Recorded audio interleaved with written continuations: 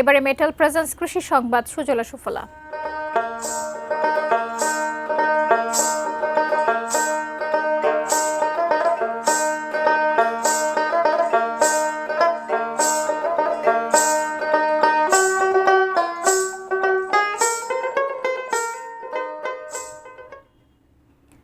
মেহেরপুরে উৎপাদিত নিরাপদ ও বিষমুক্ত বাঁধাকপি দেশের গণ্ডি পেরিয়ে রপ্তানি হচ্ছে বিদেশে।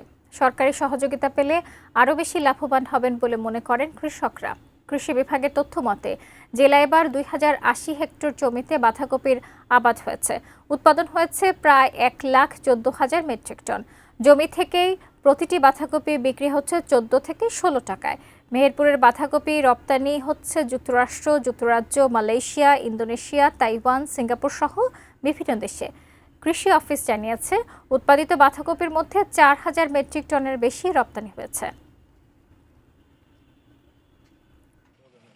বাংলাদেশের মার্কেটে অনেক দাম বেশি পাইছে, চাষিরা অনেক সুবিধা পাইছে আমাদের এই মাল যাওয়ার জন্য। যদি একটু বাজারটা বিদেশে ভালো হইতো তাহলে আমরা একটু লাভবান হতাম। বাংলাদেশ সরকার যদি আর একটু সহযোগিতা করতো তাহলে আমরা একটু বেশি মাল পাঠাইতে পারতাম। কৃষি বিভাগ উত্তম কৃষি পরিচর্যা বা গ্যাপ সার্টিফিকেট প্রদানের উদ্যোগ গ্রহণ করেছে। কৃষকরা যদি এই সার্টিফিকেট গ্রহণ করে সেই মোতাবেক ফসল উৎপাদন করে তাহলে ভবিষ্যতে যে কোনো দেশেই এই সার্টিফিকেট ব্যবহার করে তারা রপ্তানি করতে পারবে।